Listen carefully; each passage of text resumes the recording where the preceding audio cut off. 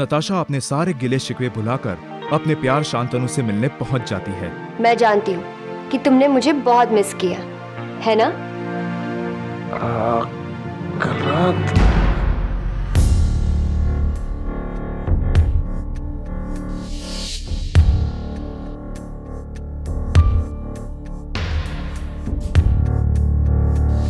कनक, ओह God, मुझे तो कुछ समझ में नहीं आ रहा।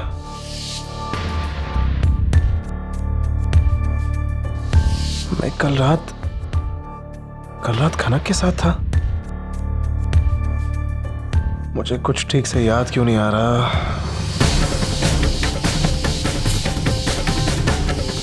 मुझे कुछ याद क्यों नहीं आ रहा। शान, ये नींबू पानी पी लो, तुम्हारा सर दर्द ठीक हो जाएगा। नताशा, मैं अभी आता हूँ।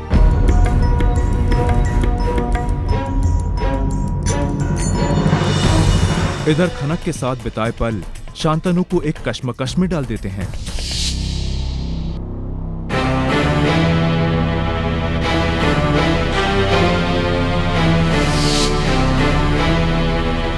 क्या कल रात मैं खनक के साथ था? मगर मैं तो नताशा से मिलने वाला था। फिर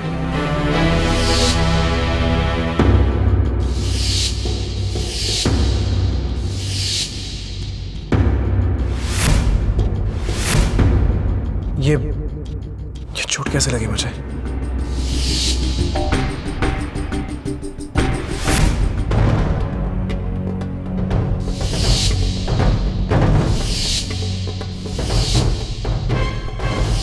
ओह गॉड, मैंने खनक को हक किया था। कल मुझे हो क्या गया था यार।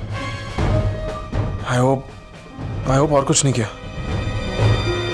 हे भगवान, मुझे आगे ठीक से कुछ याद क्यों नहीं आ रहा। नताशा उस वक्त कहाँ थी?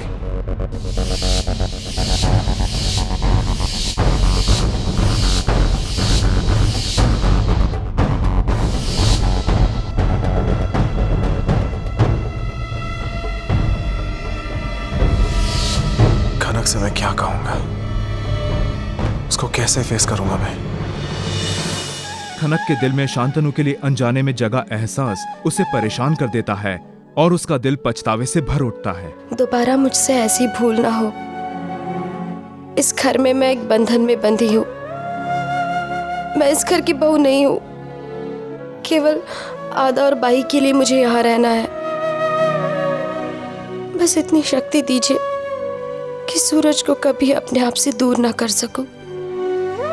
मेरे मन में केवल सूरज के प्यार का ही वास हो।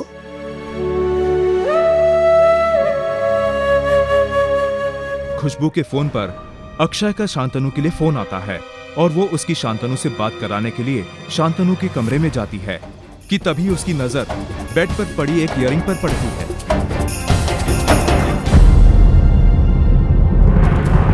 जी भाभी, लाइए। Thank you. हाँ जी भैया।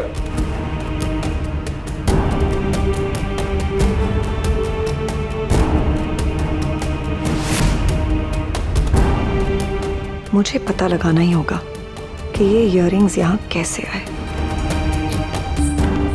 इयररिंग से पैदा हुआ शक खुशबू को नताशा के पास पहुंचा देता है। ताशु, ये इयररिंग्स तुम्हारे हैं क्या? नहीं दी, मैं ऐसे इयररिंग्स कहाँ पहनती हूँ। किसकी इयररिंग्स है ये? और आपको कहाँ से मिला?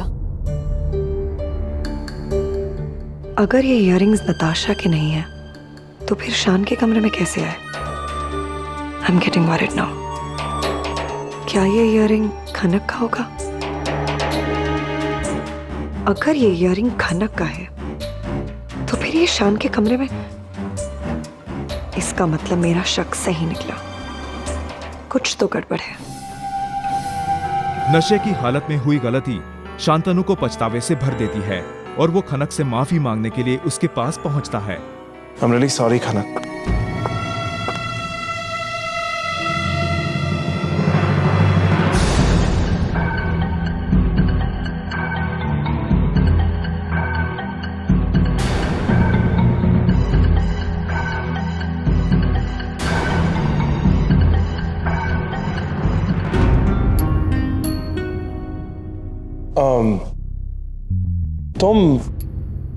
तुम यहाँ कैसे?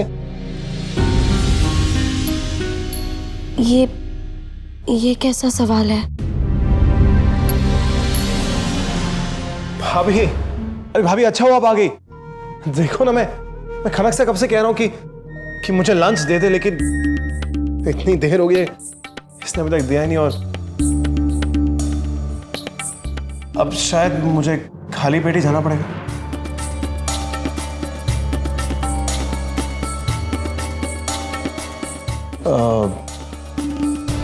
खनक, तुम मेरे रूम में लंच पहुंचवा दोगे ना? और रियली शांतनु, तुम खनक से लंच सर्व करने के लिए कह रहे थे? जी। इंटरेस्टिंग। और आखिर खनक और शांतनु पर पैदा हुआ शक खुशबू को परेशान कर देता है और वो ये बात माधवी को बताए बिना नहीं रह पाती। लेकिन मेरा बेटा उसे कभी पसंद नहीं करेगा। It is absolutely impossible. मुझे बस नताशा की बहुत चिंता होती है मॉम। पहले इन सब इंसिडेंट से इतनी दुखी है, पता नहीं उसे ये सब पता चलेगा तो वो कैसे रिएक्ट करेगी। मैं बस उसे और दुखी नहीं देख सकती मॉम। You're right. एक्चुअली शान ये सब नहीं कर सकता, स्पेशली उस लड़की के साथ तो बिल्कुल भी नहीं। पर फिर भी mom, I am very sure कि कुछ तो जरूर है जो मुझे पता लगाना ही होगा। जो दिख रहा है उससे कहीं ज्यादा।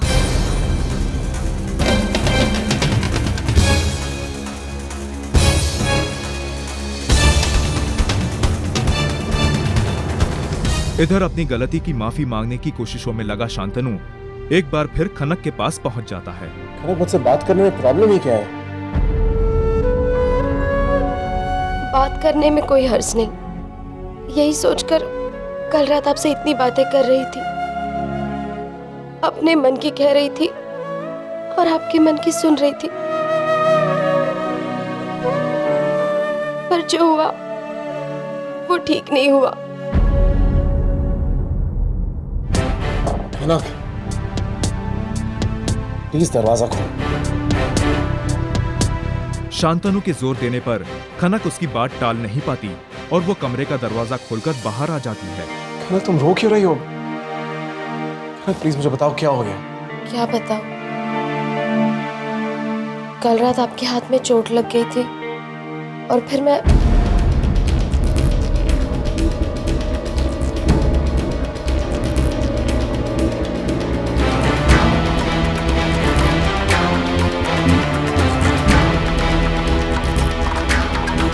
शान,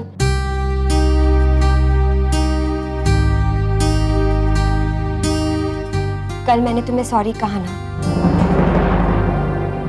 सच में कल रात मैंने तुम्हें बहुत मिस किया और मैं जानती हूँ तुमने भी मुझे बहुत मिस किया होगा।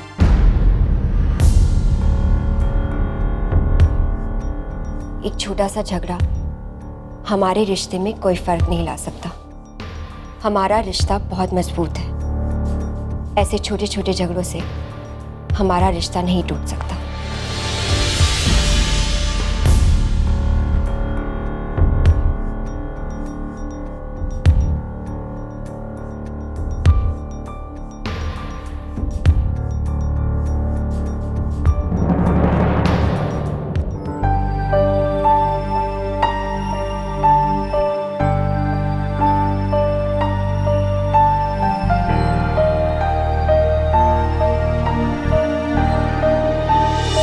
अपनी गलती का एहसास शांतनु को खनक के पास पहुंचा देता है और वो खनक से अपनी गलती की माफी मांगने की कोशिशों में लग जाता है। पर तभी वहां पहुंची माधवी खनक और शांतनु को साथ देखकर हैरान रह जाती है। शांतनु इस गवार का हाथ पकड़ के क्या बात कर रहा है? मैं सुबह से सोच सोच के परेशान हो गया हूँ कि कल रात को हमारे बीच में जो भी हुआ, you know what I mean, हमारे बीच, इसकी वजह से शायद तुम बहुत परेशान हो गई, शायद तुम्हें बहुत बुरा लगा हो, इसलिए मैं बस बात क्लियर करना चाहता था। खनक, अगर तुम्हें कल रात के बारे में बुरा लगा तो प्लीज प्लीज मुझे माफ कर दो। I am sorry.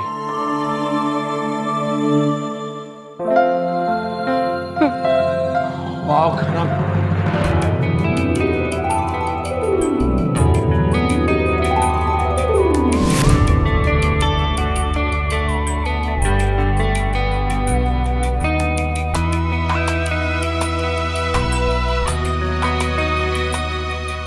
Thank you मेरी बात समझने के लिए। आई can't believe this.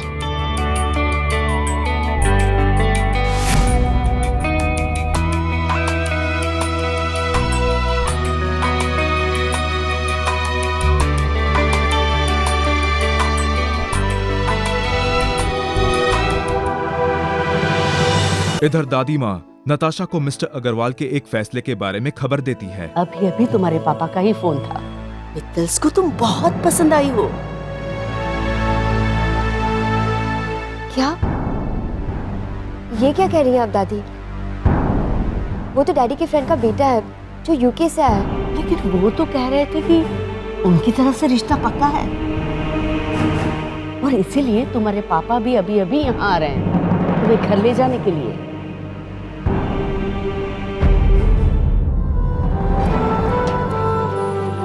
मैं जानती हूँ बेटा, शान और तुम दोनों बहुत अच्छे दोस्त हो, लेकिन अब शान का अपनी पत्नी के लिए भी कुछ जिम्मेदारियां हैं। अब तुम्हें उन दोनों को एक दूसरे को समझने का मौका देना चाहिए। कल रात तुमने वाकई में समझदारी का काम किया। कल रात? शादी के बाद पहली बार उन दोनों को एक दूसरे को समझने का मौका मिला। अच्छा हुआ जो कल रात तुम यहां नहीं थी।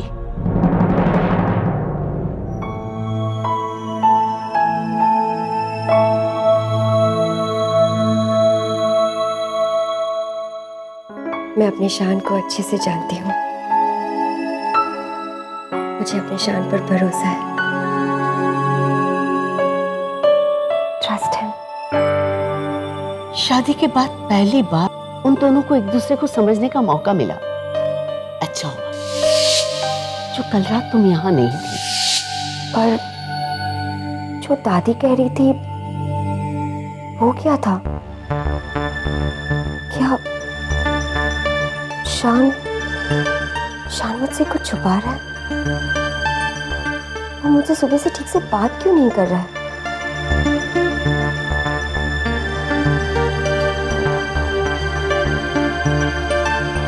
और अगर कल रात शान और कनक घर पर अकेले थे तो शान ने मुझे कुछ बताया क्यों नहीं? दी ने भी कुछ नहीं बताया। क्या सच में शान मुझसे कुछ छुपा रहा है? शांतनु और खनक को साथ देखकर माधवी को खुशबू की बात पर यकीन हो जाता है और वो ये बात खुशबू को बताती है। उस गवार पर नजर रखनी ही पड़ेगी। देखना मॉम, उस मिस धूलवाड़ी को मैंने धूल न चटवाई ना तो मेरा नाम भी खुशबू नहीं। नताशा और शांतनु के बीच खनक के आने का शक माधवी और खुशबू को उसके पास पहुंचा देता है। बड़ी बड़ी बातें करती है मॉम, संस्कारों की, पूजा पाठ एंड ऑल दैट। कहती थी मैं इस शादी को नहीं मानती। फिर क्या हुआ?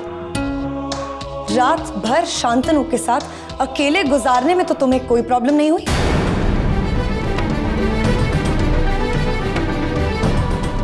यही सीख दी है तुम्हारे माँ बाप ने, बड़े घर के लड़कों को फंसाना। ये तो अच्छा हुआ कि तुम्हारा वो सूरज मर गया।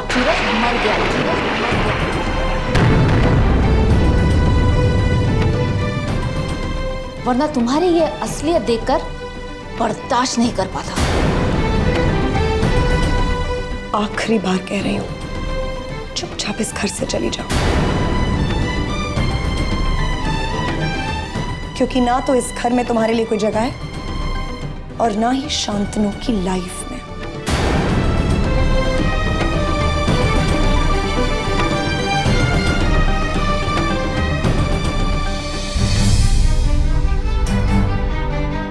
और ये लोग तो सूरज के बारे में भी।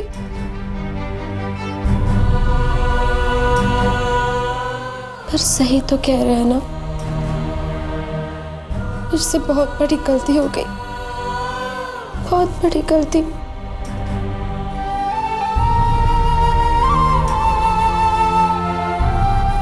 मुझे इस घर से जाना होगा। एक बार मैं यहाँ से चली जाऊं, फिर शांतनु और नताशा जी के जीवन की सारी खोई हुई खुशियां लौट आएंगी। पर जाने से पहले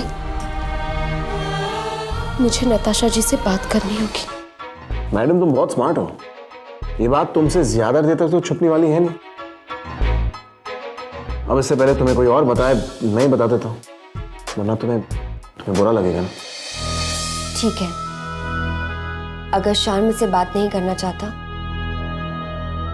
तो मैं खुद ही सच्चाई का पता लगा लूंगी। दो प्यार भरे दिलों के बीच कहीं वो दीवार ना बन जाए, इस बात का डर खनक को एक फैसला लेने पर मजबूर कर देता है। अब मेरा इस घर में रहना ठीक नहीं होगा। ठाकुर जी, इस घर पर अपनी कृपा बनाए रखिए। मुझे और कुछ नहीं चाहिए। मैं अपने स्वार्थ की वजह से किसी और का जीवन बर्बाद नहीं कर सकती।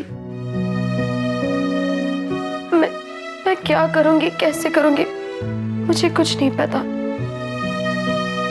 और कल रात के बाद तो कुछ भी समझ में नहीं आ रहा। ठाकुर जी, मुझे इतनी शक्ति दीजिए कि मैं नताशा जी को जाकर सारी सच्चाई बता दूं और उनके मन से सारा शक दूर कर दूं। फिर वो शांतनु को गलत नहीं समझेंगी।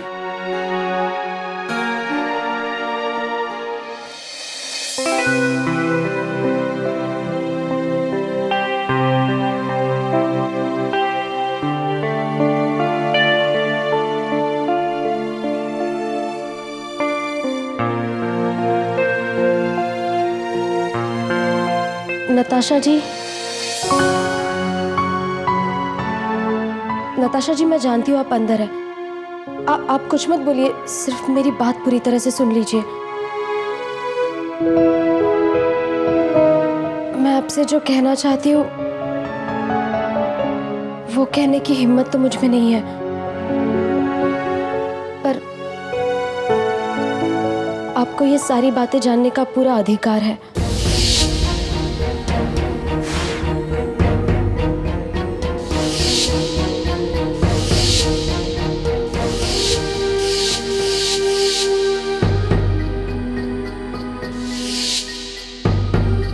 नताशा जी,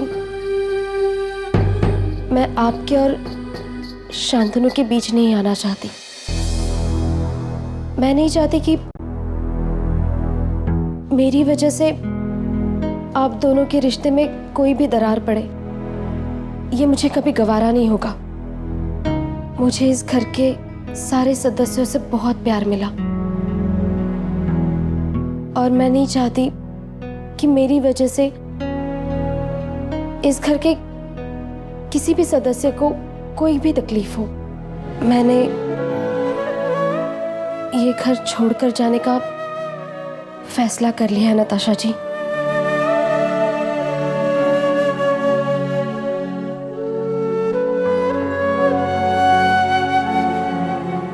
मैं ये घर छोड़कर चली जाऊंगी।